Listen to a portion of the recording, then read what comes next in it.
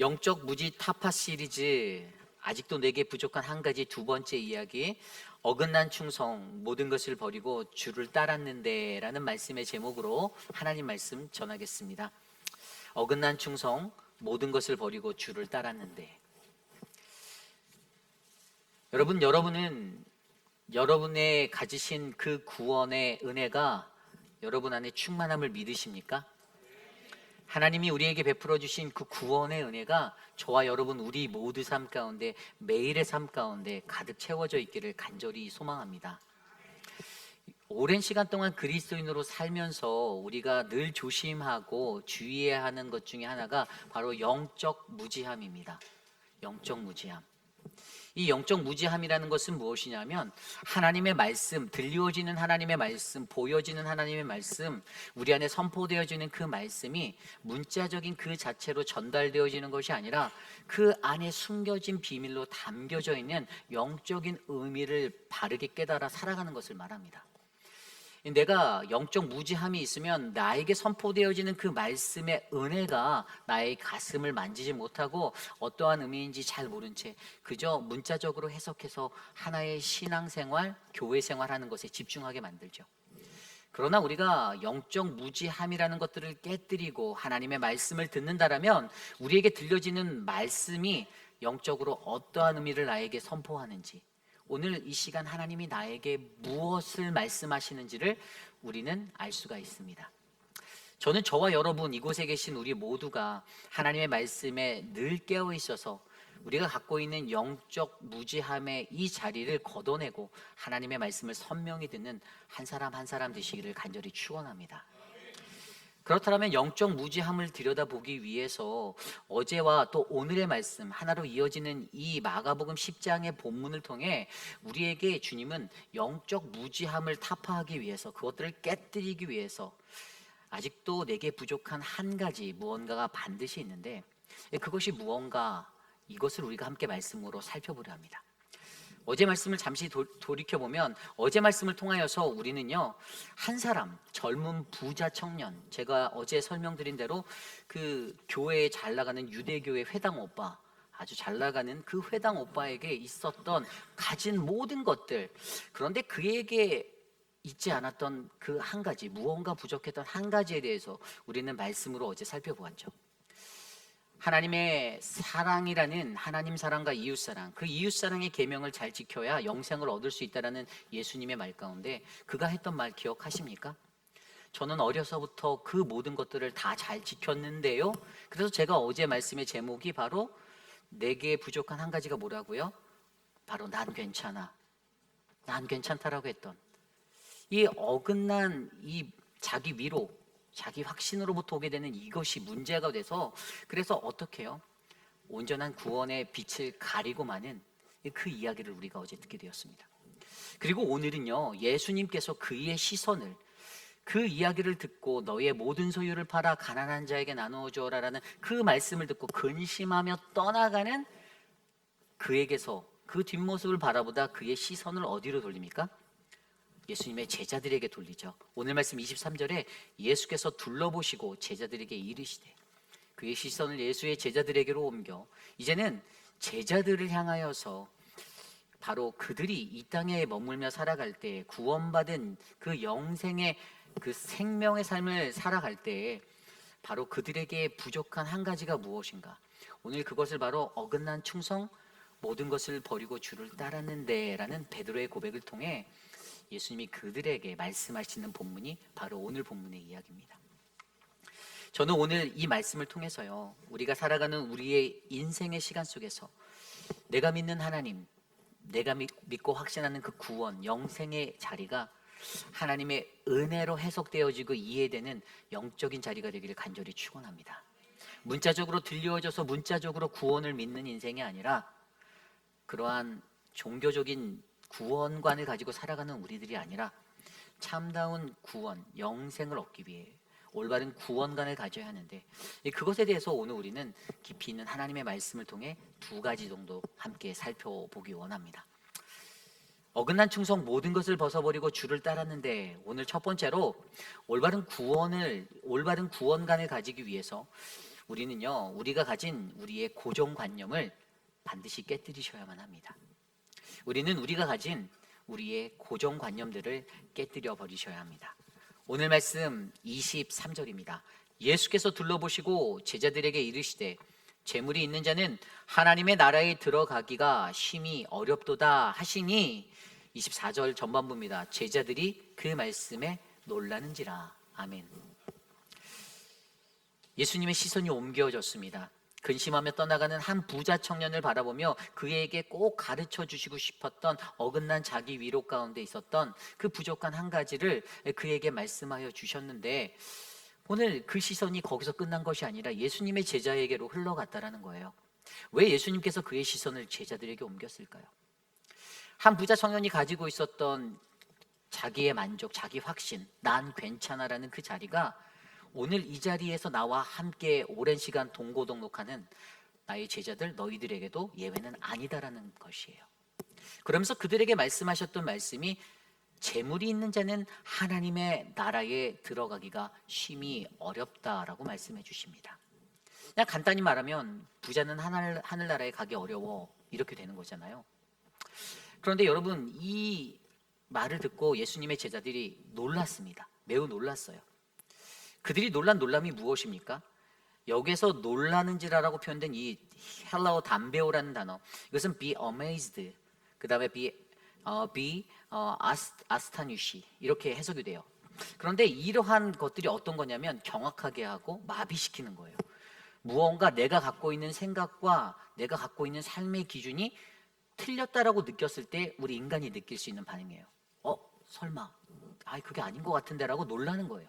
오늘 예수님의 제자들은요, 예수님께서 재물 있는 자는 하나님 나라에 들어가기 정말 어려워, 심히 어려워 라고 말하는 그것이 그들에게 충격으로 다가오는 것이었어요. 그런데 여러분, 그들이 그러한 생각을 가질 수밖에 없었던 원인이 무엇인지 아십니까? 그것은 그 시대를 살아가는 그들의 삶에 배어져 있었던 그들의 경제적 가치관념 때문이에요. 경제적 가치관념.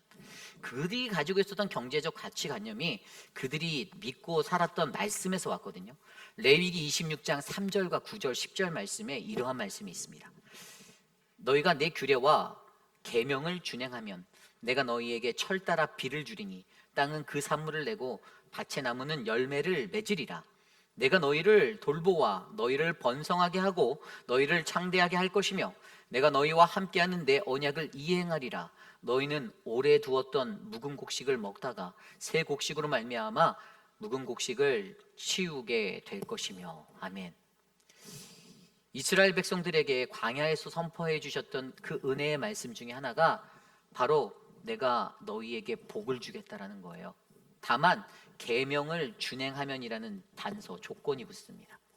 하나님 말씀 잘 지키면 너희는 복 받을 거야.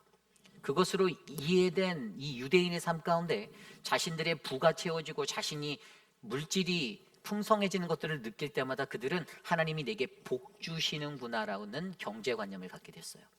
그래서 그들이 갖고 있었던 경제적 관념은 하나님 앞에 선한 행동을 하고 또 그리고 계명을 잘 지켜서 내가 부유해지는 것, 이것이 바로 구원의 징표라는 가치관을 갖게 되었습니다.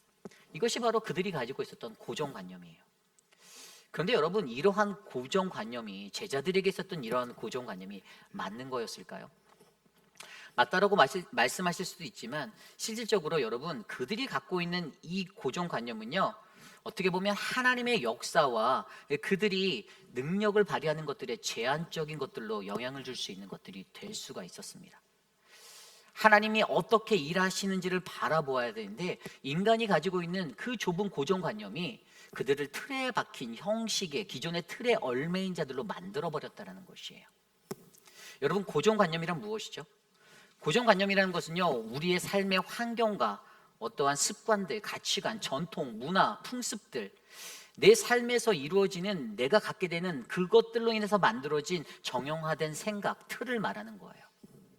그래서 여러분, 많은 사람들이 이 고정관념이 위험하다라고 말할 때 고정관념을 깨야 한다라고 말하는 이유 중에 하나는요, 우리가 상자 밖에 나와서 그 테두리를 벗어나 생각하는 폭넓은 시야를 가져야 하기 때문입니다.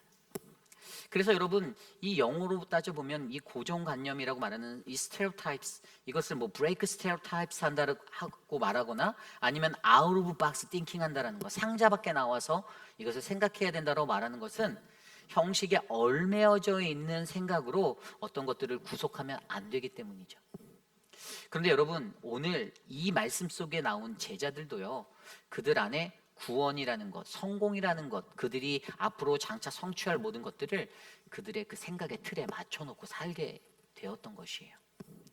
그냥 예수님을 따라 이렇게 가다 보면 언젠가 자신들은 부귀영화를 누릴 수 있고, 그리고 자신들이 어려서부터 배운 대로 믿었던 그 전통 아래 배웠던 부가 축적되어지면 이것이 바로 하나님께로 복을 받는 증거구나라는 그 믿음의 사상 안에 이 인생을 살고 있었는데, 오늘 예수님께서 그들에게 재물 있는 자는 하나님 나라에 들어가기 심히 어렵다라는 이 말을 들으니 어떤 생각이 드는 겁니까? 이거 무슨 말이지? 아니, 내가 여태까지 알고 지냈던 생각과 구원관과 너무 다른데? 라는 생각이 충격이 오게 되는 거죠. 예수님이 그들을 바라보시며 이들이 제대로 이해하지 못하는 그 얼굴 표정과 그들의 모습들을 발견하니 예수님이 그 뒤에 뭐라고 말씀하십니까? 24절 후반부에 예수께서 다시 대답하여 이르시되, 얘들아, 하나님의 나라에 들어가기가 얼마나 어려운지. 25절입니다. 낙타가 바늘귀로 나가는 것이 부자가 하나님의 나라에 들어가는 것보다 쉬우니라 하시니라. 아멘. 고정관념이 무서운 겁니다. 이 말씀을 듣고요, 26절에 보면 제자들이 매우 놀랐다고, 또 놀랐어요. 충격이었던 거예요. 왜 그랬을까요? 문자적으로 듣고 이해했을 때 25절의 말씀이 낙타가 바늘귀로 들어가는 것이 부자가 하나님 나라에 들어가는 것보다 쉽다라고 말하니까, 그럼 바늘귀가 요만하잖아요. 그러니까 이게 불가능한 거를 뭐 말이나 돼 밥이나 돼, 왜 뭐야 예수님 초등학교도 안 나왔나, 이렇게 된 거예요. 이해가 안 되는 거예요. 그런데 여러분, 여기에서 지대하게 영향을 주는 게 바로 이 고정관념이잖아요. 이 문장을 들을 때마다, 이 구절을 들을 때마다 저와 여러분도 가장 먼저 바늘귀 하면 바늘의 귀가 생각나잖아요. 그렇죠? 그런데 여러분, 이 시대의 바늘귀가 어떤 건지 아십니까? 그 성읍으로 들어가려면 그 성읍 안으로 들어갈 때 큰 성벽에 큰 문이 있었어요. 문이 굉장히 커요. 그런데 그 당시에 이 성벽의 문은요, 시간이 딱 되면, 정해진 저녁 시간이 되면 이제 문을 잠가버려요. 안전적인 문제도 있었겠죠, 성읍에. 그런데 다른 곳에서 실컷 장사를 하다가 돌아오는 장사치들이 이 낙타에 짐을 싣고 여러 가지를 싣고 나갔다가 들어오는데, 이 문이 닫혀 있으니까 들어갈 수가 없는 거예요. 이제 그런 사람들을 위해서 이 성문 어귀에 조금 작은 문을 하나 만들어 놨는데, 이것을 바늘귀 문이다라고 그들이 불렀어요. 그런데 그 문을 들어가려면 그들이 데려온 이 낙타의 모든 짐들을 다 풀어서 내려놓고 낙타 하나가 겨우 빠져나갈 수 있을 정도의 문이었거든요. 짐을 다 내려놓고 가야 하는데, 이제 여기에서 이제 우리들이 생각해야 할 것이, 이 짐을 내려놓지 못한다라는 것이 문제가 되는 거죠. 이게 바로 재물인 거예요. 우리가 가지고 있는 것, 내가 가지고 있는 것, 나를 부욕해 하고 나를 편안하게 하는 것, 내가 포기하고 내가 내려놔야 하는 것, 이것들을 내려놓지 못하면 어떻게 됩니까? 바늘귀문을 통과하지 못하는 거예요. 그것을 빗대어서 말해주는 거예요.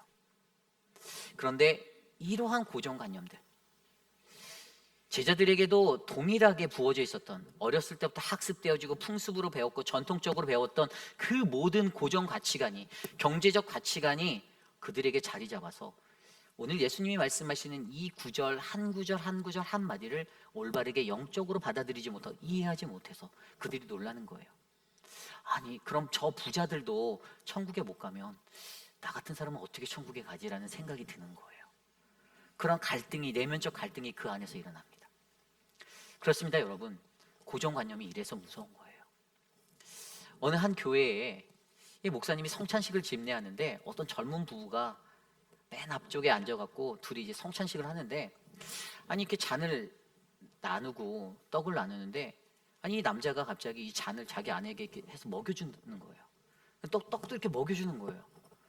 그래서 이 목사님이 지금 이게 예배 시간에 뭐 하는 거야? 라는 이 생각이 나서 호통을 치려고 하다가 나중에 봤더니 그 아내가 시각장애인이었어요.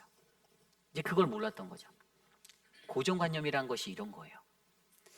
우리가 일상적으로 하면 안 된다라는 우리들에게 가치관 되어져 버린 그 범주들이 있잖아요. 그 생각들이 있잖아요. 이것들이 깨지 못하면 그것이 바로 정죄의 대상이 되고 비판의 대상이 된다는 것이에요. 하나님의 말씀이 선명하게 우리 앞에 선포되고 있는데 우리들이 갖고 있는 생각과 나의 틀, 나의 고정관념에 이것을 맞추면, 아웃 오브 박스 띵킹하지 않으면 우리들은 그것이 주는 영적인 참된 의미를 제대로 이해하지 못한다는 것입니다. 그래서 여러분, 저는 이곳에 계신 저와 여러분, 우리가 하나님의 구원을 받은 믿음의 사람으로서, 믿음의 백성으로서 하나님의 구원을 듣고 그것을 말씀으로 받아들일 때 우리의 마음의 밭이 더욱더 활짝 열려서 우리의 생각과 내 기준으로 그것들을 판단하고 잣대로 재는 것이 아니라 하나님이 주시는 그 영적 분별력을 가지고 하나님의 구원의 은혜를 누릴 수 있는 저와 여러분이 되시기를 간절히 소망합니다. 그러니까 예수님께서 오늘 그들에게 이렇게 낙타가 바늘기로 나가는 것이, 부자가 하나님 나라에 가는 것이 것보다 쉽다라고 말하니 이들이 그것에 놀라서 서로 말할 때 뭐라고 말합니까? 누가 구원을 얻을 수 있는가라고 26절에 말하다. 그렇다면 도대체 누가 구원을 얻을 수 있나요? 그들의 기준 안에서 생각하니 그거밖에 안 되는 거예요. 그럼 도대체 누가 구원을 얻어요? 그래서 예수님께서 뭐라고 말씀하십니까? 예수께서 그들을 보시며 이르시되 사람으로는 할 수 없으되 하나님으로는 그렇지 아니하니 하나님으로서는 다 하실 수 있느니라. 아멘. 구원이 누구에게 있다라고 가르쳐 주나요? 구원은 하나님의 손에. 구원이 너희에게 달린 게 아니야. 너희가 판단하고 너희가 생각해서 나는 구원 얻었다, 나는 구원 못 얻었다, 그렇게 평가할 수 있는 게 아니야. 구원은 오직 하나님의 전적인 은혜 때문이야 라고 말씀해 주는 겁니다. 사도 바울도 그렇게 고백했잖아요. 에베소서 2장 8절 9절. 너희는 그 은혜에 의하여 믿음으로 말미암아 구원을 받았으니 이것이 너희에게서 난 것이 아니요 하나님의 선물이라. 행위에서 난 것이 아니니 이는 누구든지 자랑치 못하게 하려 함이니라. 아멘. 구원은, 영생은 우리 인간의 노력이 아닙니다. 이거는 전적인 하나님의 은혜입니다. 하나님께서 그분에 의해서 베풀어 주시는 값없는 은혜예요. 그 값진 것이에요. 그러므로 여러분, 우리는 하나님의 은혜 없이 그 구원에 이를 수 있는 사람은 이 땅에 아무도 없음을 기억해 주시길 바랍니다. 그리고 그 구원을 온전하게 직면하고 바라보고 이해하기 위해서 내가 가지고 있는 이 고정관념을 깨뜨리시기를 부탁드려요. 깨뜨리셔야만 해요. 저와 여러분, 우리의 일상을 돌아보십시오. 우리도 우리들 스스로가 짧은 나의 지식과 나의 생각으로 많은 것들을 판단하고 규정 지을 때가 얼마나 많습니까? 이것은 이렇게 해야 돼, 저것은 저렇게 해야 돼. 여러분, 이것은 이렇게 안 해도 되고요, 저것은 저렇게 안 해도 돼요. 그래도 하나님이 일하시면 다 됩니다. 이걸 믿으십니까? 믿으셔야죠. 하나님의 사람들이라면, 내가 그 구원의 확신이 있는 사람이라면, 오늘 내게 임하고 있는 그 구원이 하나님께 있다라고 내가 믿는다라면, 사람이 할 수 없다는 것을 내가 믿는다라면 전적으로 하나님만 의지하시는 우리 모두가 되시기를 기도합니다. 하나님 나라에 들어가기 위해서 여러분, 저와 여러분, 우리 모두가 우리가 가지고 있는 그 구원에 관한, 우리가 가지고 있는 그 고정관념들을 다 깨뜨리시고 하나님의 말씀을 의지하여 영적 분별력을 가지고 하나님의 구원을 바라보시는 우리 모두가 되시기를 간절히 축원합니다. 이것이 오늘 말씀의 첫 번째, 바로 어긋난 충성, 모든 것을 버리고 주를 따랐는데, 바로 첫 번째 올바른 구원가는 우리가 가진 고정관념을 깨뜨리는 것입니다. 오늘 두 번째로, 마지막으로, 어긋난 충성, 모든 것을 버리고 주를 따랐는데, 두 번째는요, 참된 헌신을 세우기 위해 우리 안에 잠겨진 보상 심리를 버려야 한다입니다. 참된 헌신을 세우기 위해 우리 안에 채워진 보상 심리를 버려야 한다. 오늘 말씀 28절 이후의 말씀에 이렇게 나와 있습니다. 베드로가 여짜와 이르되 보소서, 우리가 모든 것을 버리고 주를 따랐나이다. 아멘. 아니, 예수님께서 하나님이 다 하실 수 있다, 구원은 하나님의 손에라는 이 영적인 메시지를 선포했는데 베드로가 툭 던지는 말이 뭐라고요? 주님, 우리는 모든 것을 버리고 지금까지 주를 따랐어요. 나 주님한테 올인했습니다. 이렇게 말하는 거예요. 나 충성된 사람이거든요. 나 괜찮은 제자예요 라고 말하는 거예요. 여러분, 이 12 제자들이 주님이 말씀하신 앞선 이야기를 들으며 아마 여기에는 베드로밖에 표명 안 했지만 다른 사람들도 고개를 끄덕이며 맞아 나도 그랬지라고 생각했을 거예요. 베드로가 예수님께 누가복음 5장에서 처음 부르심을 받을 때 그가 현업으로 살았던 어부의 삶, 그것을 내어 던지고 그물도 낚싯바늘도 배도 다 집어 던지고 예수님을 쫓았죠. 그가 가진 모든 것을 버리고 주님을 쫓았다라고 성경은 기록하고 있습니다. 그런데 여러분, 여기서 우리가 중요히 여겨야 하는 것은요, 우리가 모든 것을 버리고 주님을 쫓았다라는 We have left everything and follow you라고 말하는 이것이 어찌 보면 우리의 착각일 수가 있다라는 이 생각들도 가져보셔야 돼요. 내가 주님을 위해서 모든 것을 헌신하고 내가 참된 것들을 다 이루기 위해서 내가 정말 충성되게 다 바쳤는데 라고 생각할 때, 여기서 우리가 조심하지 않으면 우리는 이것이 우리 스스로의 교만이 될 수가 있음을 기억하셔야 됩니다. 그 증거가 어디 있냐고요? 성경에 나오잖아요. 오늘 이 말을 한 베드로를 들여다보십시오. 마가복음 10장에서 베드로가 우리는 모든 것을 버리고 주를 따랐습니다, 나는 주님의 충성된 제자입니다라고 했던 그가 마태복음 26장에 가면 어떻게 바뀝니까? 새벽닭이 2번 울기 전에 예수님을 부인하고 그 사람 나 모르는데요, 더 나아가서 그를 저주하고 맹세해버리는 그러한 제자가 됩니다. 변화해버린 거예요. 변질된 거예요. 내 스스로가 엄청난 헌신자이고 나는 엄청난 사람이다라고 스스로 자부하며 살아갔는데, 내가 모든 것을 다 버리고 했다고 하는데, 그런데 그것이 온전하지 않으면 이러한 일들이 일어나는 거예요. 오늘 그가 말했던 거, 우리가 모든 것을 버리고 주를 따랐다, 여기에서 말하는 이 버렸다라는 것을 헬라어로 살펴보면 아피엠이라는 단어예요. 아피엠이. 근데 이것은요, 뭐 용서하다, 가게하다, 내보내다, 버려두다, 떠나다, 탕감하다, 뭐 이런 의미로 사용되고 있어요. 그런데 이 단어가 영적으로 가지고 있는 의미가 뭐냐면, 이것은 어떤 물건이나 어떤 사람이 해방되는, 석방되어지는 의미를 나타내는데, 조금 더 정확히 들여보면 임시적인 석방을 의미하고 있다라고 표현하고 있어요. 임시적인. 그러니까 잠깐인 거예요. 템포러리인 거예요. 영원하지 않은 거예요. 그래서 법적인 속박에서 벗어나는 아주 임시적인 단계. 그러니까 오늘 베드로가 고백한 내가 버렸다라는 것은요, 이게 퍼머넌트한 영원한 것이 되지 않았던 거예요. 그냥 일시적으로 주님 앞에 그렇게 표현한 것이지, 우리가 앞서 알고 있던 대로 그는 상황이 바뀌고 환경이 바뀌면 예수를 부인하고 예수를 거부하고 누군지도 몰라요라고 발 빼며 도망치기 급급한 자로 변할 수 있는 인생이 될 수 있다는 거예요. 그러니 우리에게 착각하지 말라는 거예요. 내가 충성된 자로 어긋난 충성을 하고 있으면서도 난 이게 주님께 엄청 충성인데, 나는 교회의 충성인데 라고 생각하는 이 착각 속에 서지 말아라.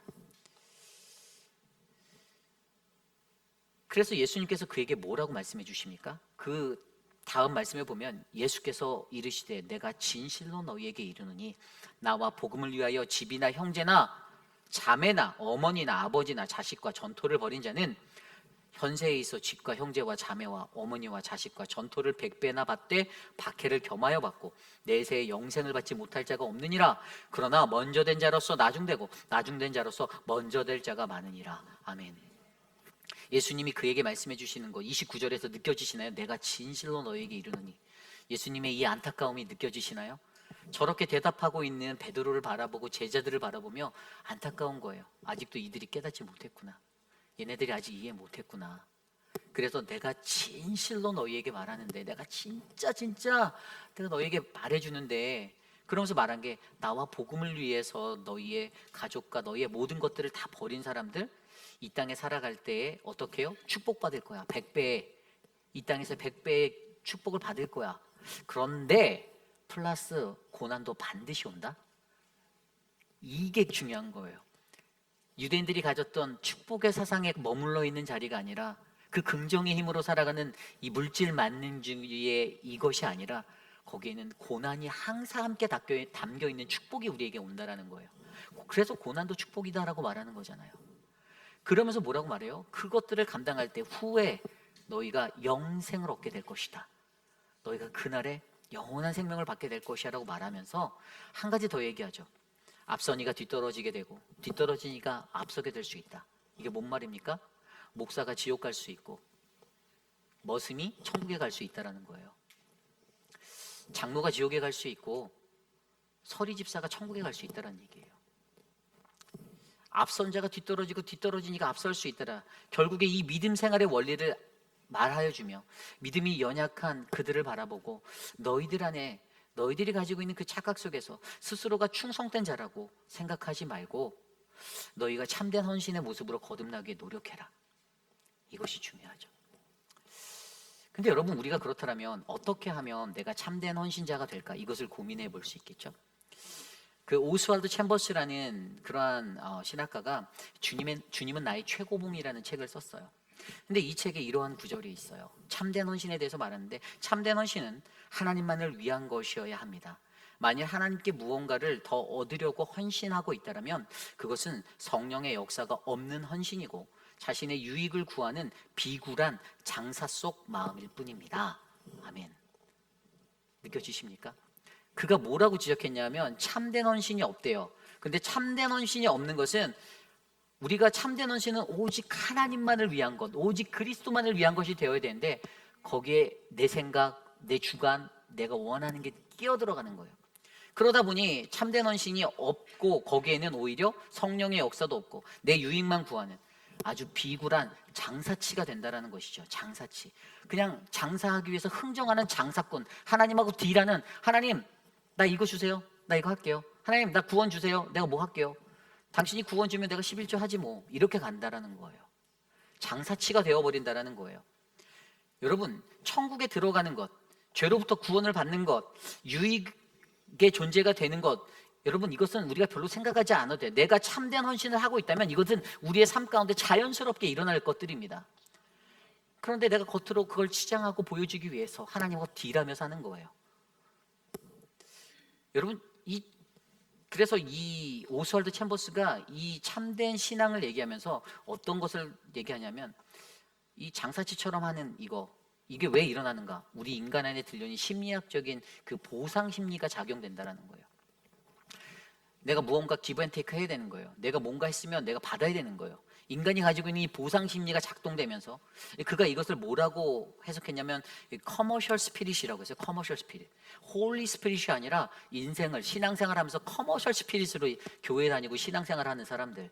그래서 이 보상 심리 때문에 그들이 참된 헌신을 할 수 없게 된다라는 것들에 대해서 설명해 주고 있습니다. 결국에 우리가 참된 헌신을 하지 않는 것은 우리 안에 일어나는 이 보상 심리가 일어나서, 그렇다면 내가 이 참된 헌신을 하기 위해서는 무엇을 해야 하는가? 그것의 정답은 가장 가치 있는 것에 우리의 우선순위를 두는 것입니다. 오늘 이곳에 계신 여러분께는 무엇이 가장 가치 있는 것인가요? 오늘 말씀 속에서 유대인들, 제자들, 그들이 가장 가치를 두었던 것이 무엇입니까? 앞선 그 한 청년은 영생을 얻기 위해라고 말해요. 예수님을 시험하는 말 같은 그 말 속에서. 그리고 오늘 제자들은, 예수님의 제자들은 그들이 이 로마 제국이 전복되어지고 예수님과 함께 등극하여 자신이 한 자리 잡는 것에 최고의 가치를 두고 쫓았던 자들이에요. 인생의 가치가 무엇인가에 따라 그 우선순위가 뒤바뀌게 되는데, 예수 그리스도를 우리의 구주로 안고 우리가 그분을 믿고 전적으로 의지하며 살아가는 우리들의 인생은 오직 하나님의 나라, 이 복음 앞에 참된 헌신이 일어나셔야만 합니다. 가장 최고의 우선순위를 거기에 두셔야만 해요. 참된 우선순위가 있는 것 때문에 우리는 어떤 일들을 하죠? 그 외의 것들은 포기할 수도 있게 되잖아요. 가장 가치 있는 것 하나를 잡기 위해서 나머지들 포기하실 수 있는 게 바로 우리 인간 아닌가요? 내가 이것은 꼭 해야겠다는 가치. 그러나 문제는 그 가치에 내가 무엇을 두는가? 내가 거기에 예수 그리스도를 놓는가? 십자가를 놓는가?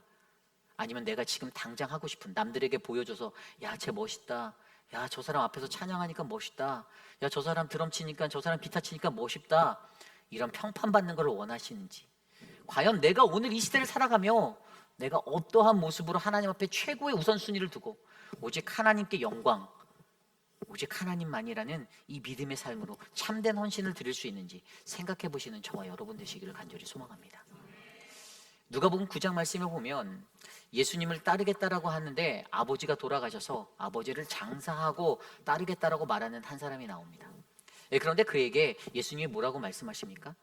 죽은 자는 죽은 이에게 맡겨두고 너희는 하나님 나라를 전파해라 라고 말씀하십니다. 여러분, 그러면서 예수님이 던져주신 말이 누가복음 9장 62절에 예수께서 이르시되 손에 쟁기를 잡고 뒤를 돌아보는 자는 하나님 나라에 합당하지 아니하니라. 아멘. 뭐라고요? 내 삶의 우선순위가 뒤바뀌어 있는 그 인생은 하나님을 복음을 전하는 것에 합당하지 않다라고 말하는 거예요.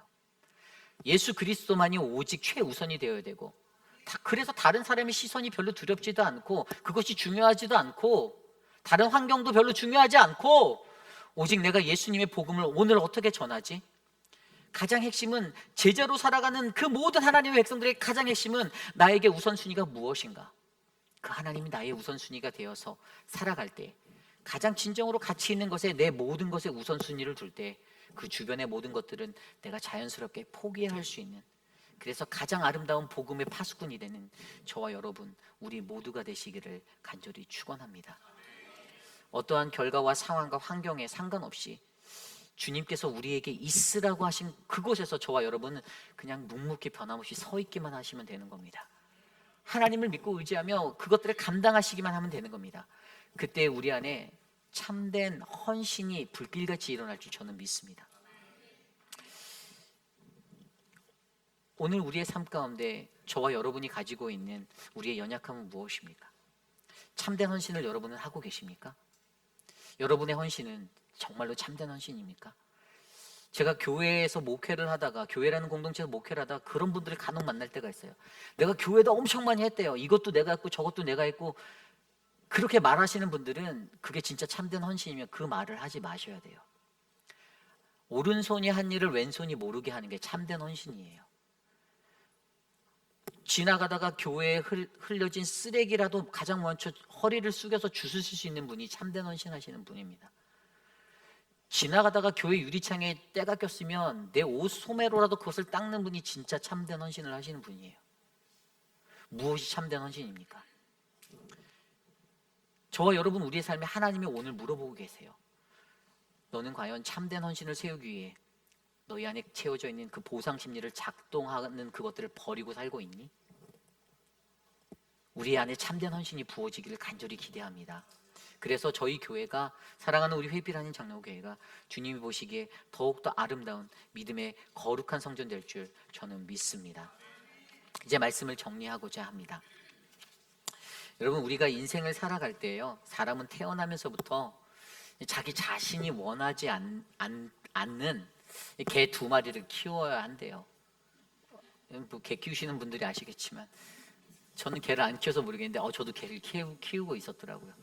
그 개가 뭔가 하면 선입견과 편견이에요. 태어나면서부터 자동적으로 우리가 키우는 이 선입견과 편견이라는 개 2마리. 근데 이것들을 해결하기 위해서 또 다른 개를 데려와야 된대요. 이것들을 어떻게 해결할까? 또 다른 개를 데려와야 되는데 그 개 이름이 뭔지 아십니까? 백문이 불여일견이에요. 이게 무슨 말인고 하면 본인이 직접 보지 않고 경험하지 않고서는 믿지 말라는 거예요. 말하지 말라는 거예요.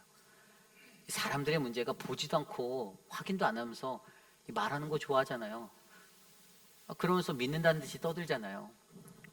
근데 여러분, 이게 우리의 신앙에 어떻게 연결이 되냐면 저와 여러분 우리에게는요, 이 구원에 관해서 확신하고 말할 때 우리는 우리의 삶에 예수 그리스도에 대한 경험이 필요하다라는 거예요. 예수 그리스도를 내가 체험했는가, 경험하지 않았는가, 우리의 삶에 반드시 드러나요. 어떻게 살아가는가 하나하나를 보면 다 알아나요. 예수가 경험되어진 삶은 예수 그리스도 때문에 인내할 줄 알고 참을 줄 알아요.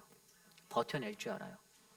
근데 예수 그리스도 없는 사람은 요만한 일에도요, 기차와 통 삶아먹은 소리로 소리 지르고 다녀요. 우리는 어떤 신앙인가를 둘러봐야 하는 거예요. 오늘 이 이야기가요, 어제부터 시작된 우리 이 영적 무지 타파 시리즈, 아직도 내게 부족한 한 가지. 여러분들 스스로가 완벽하다라고 믿고 살아가시나요? 아니에요. 저 같은 사람만 저도 들여봐도 험이 너무 많아요. 진짜 여러분도 잘 아시잖아요. 그죠? 아멘? 잘 아시잖아요.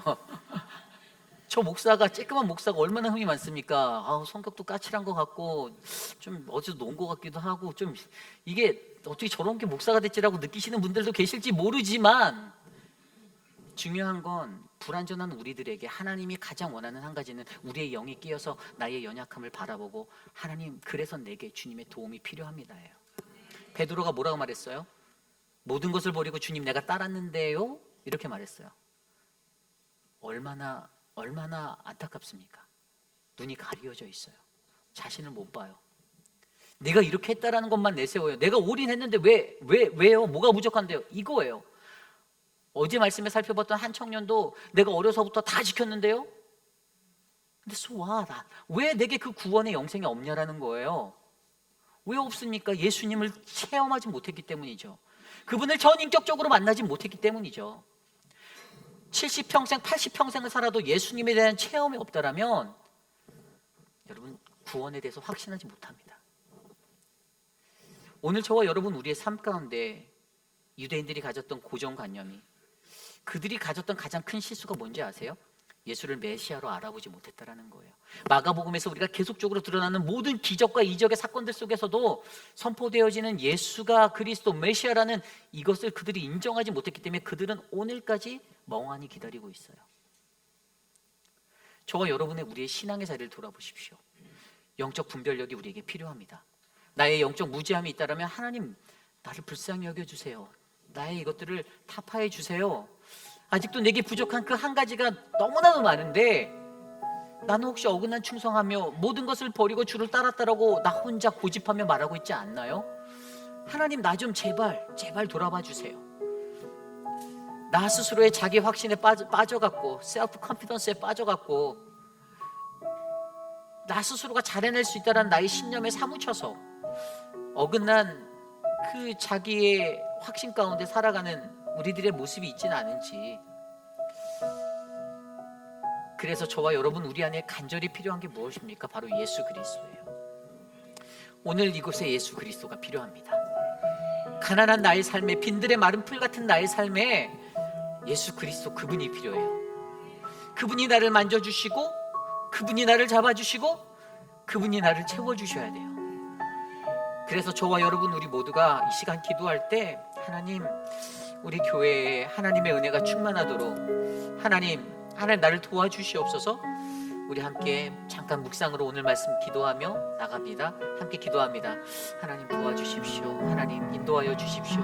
하나님 이끌어 주십시오. 하나님 우리들을 불쌍히 여겨 주십시오. 하나님 도와주십시오. 하나님 나를 도와주십시오. 나를 긍휼히 여겨 주십시오. 내 안에 고정관념, 내가 깨우치지 못하는 그 은혜 없음, 하나님의 은혜를 가로막는 그 장벽, 영적 무지함이 내게 있지는 않은지, 나는 여전히 내 입술로는 그리스도인 하나님의 백성, 하나님의 자녀라고 말하면서도 하나님의 말씀에 순수한 뜻을 받아들이지 못하고 이해하지 못하는 어두운 눈을 가진 영적 어두운 자가 되어 세상을 살고 있지 않는지 돌아보게 하여 주십시오. 하나님 도와주십시오. 하나님 인도하여 주십시오. 우리 교회를 붙잡아 주십시오. 이 교회를 축복하여 주십시오. 모든 성도들 한 사람 한 사람에게 주님의 기름 부으심이 넘치도록, 차고 넘치도록 하나님 역사하여 주십시오. 하나님 분별력이 넘치게, 영적인 깨우침이 넘치게 도와주십시오. 만져주십시오. 도와주십시오. 우리 함께 모두 자리에서 일어나 이 시간 함께 찬양하기 원합니다. 날마다 숨쉬는 순간마다 우리 함께 고백합시다.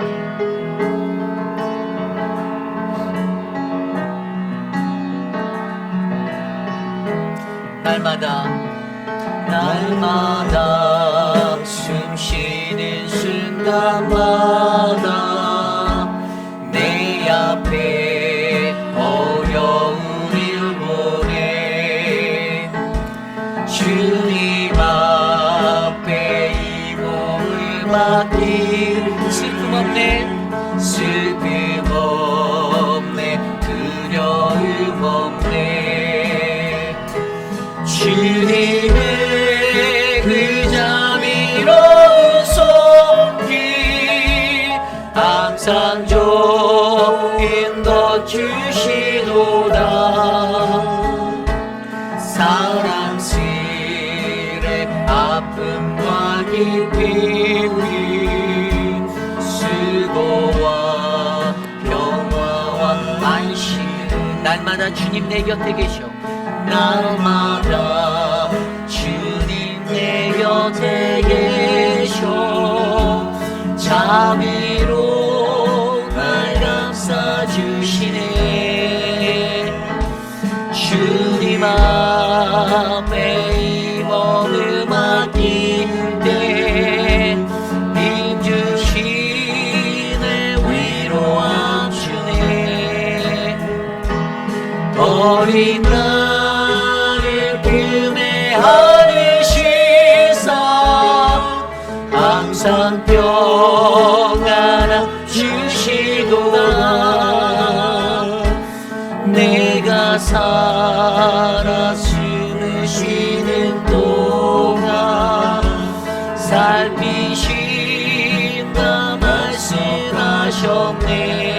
인생의 어려운 순간마다, 인생의 어려운 순간마다 주의 약속 생각해보네. 내 맘속에 믿음 잃지 않고 말씀 속에 위로를 잃었네. 주님의 도우심 바라보며 모든 어려움 이기도다.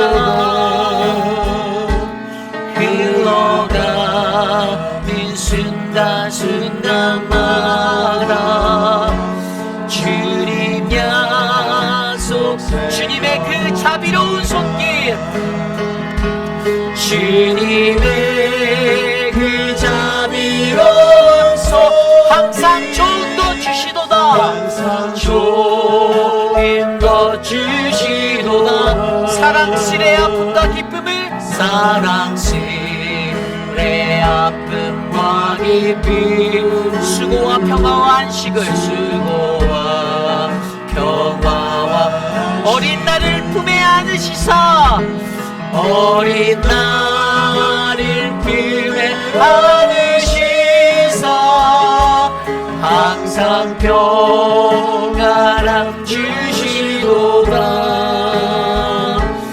내가 살아 숨을 쉬는 동안 살피시. 우리 마지막으로 고백합시다. 주님의 도우심 바라보며, 주님의 도우심 바라보, 주님 나를 도와주옵소서. 모든 어려움 이기도 흘러가는 순간순간마다, 흘러가는 순간순간마다 주님 약속 새겨봅니다. 참으로 존귀하신 하나님, 주님이 부어주신 은혜에 감사를 드립니다. 하나님, 오랜 시간 주님을 믿는 주의 백성으로, 주의 신자로 살면서도 하나님, 나는 여전히 내 틀에 박힌 나의 고정관념으로 하나님의 말씀을 듣고 주의 말씀을 바라보며 살지는 않았는지, 그래서 주님이 나에게 영적으로 말씀해 주시는 그 참된 목소리를 듣지 못했는지 하나님 점검해 보게 하시니 감사합니다. 영적 무지함이 우리를 넘어뜨리려 합니다. 주님의 말씀을 온전히 듣지 못하게 가로막습니다. 내 상황과 내 환경 앞에서 무너지는 처절한 장소의 그 상황 속에서 우리가 주님의 음성을 귀 기울이지 못하도록 영적 무지함이 우리를 가로막습니다. 주님이 우리에게 주신 값없는 그 구원의 은혜를 온몸으로 마음껏 느낄 수 있는 하나님 그 축복의 자리를 가로막습니다. 주님 도와주시옵소서. 나 아직 괜찮지 않습니다. 하나님, 나는 모든 것을 버리고 주님을 따라도 부족합니다. 주의 도우심이 필요합니다. 주님의 은혜를 내게 부어주셔서 주님이 주시는 구원과 영생의 기쁨 만끽할 수 있도록 역사하여 주시옵소서. 사랑하는 우리 신화분 집사님, 하나님의 은혜로 그 두 눈을 어루만져 주시니 감사합니다. 하나님, 수술 후의 회복 과정에 모든 것들이 잘 될 수 있도록 주님 힘을 주시고, 집사님이 건반 하나하나 터치하는 순간 하나님의 영성이 드러나 그 은혜로 예배가 아름답게 채워지도록 역사하여 주시옵소서. 사랑하는 우리 지연초 권사님, 하나님, 갑작스레 찾아온 하나님 그 뇌에 있는 종양의 그 어려운 것들, 하나님 다행히 한국에 가서 알게 하셨는데 이제 이곳에서 감당해야 하는 모든 치료와 모든 시간 가운데 주님의 사랑하는 딸을 꼭 붙잡아 주시고 만져주시기를 소망합니다. 하나님, 권사님이 가지고 계신 그 믿음대로 하나님 인도하여 주시고 채워주시길 소망하오니 하나님 도와주시옵소서. 사랑하는 우리 천문자 집사님, 하나님 내일 있을 수술, 하나님 그 수술이 하나님의 역사가 되기를 소망합니다. 모든 것이 깨끗이 낫고 회복되어지는 놀라운 기적과 같은 일들을 우리에게 보여주시고 뜨거운 마음으로 기도하고 말씀을 순종하여 믿는 전문자 집사님의 그 믿음대로 하나님 더욱더 큰 은혜를 베풀어 주시옵소서.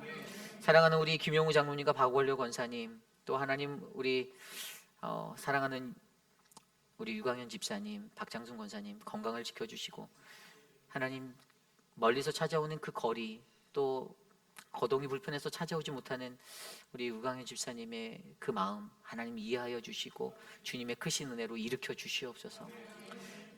지금은 우리 구주 예수 그리스도의 무한하신 은혜와 그 크신 하나님의 사랑하심과 성령 하나님의 감화감동 곧 교통하심의 역사가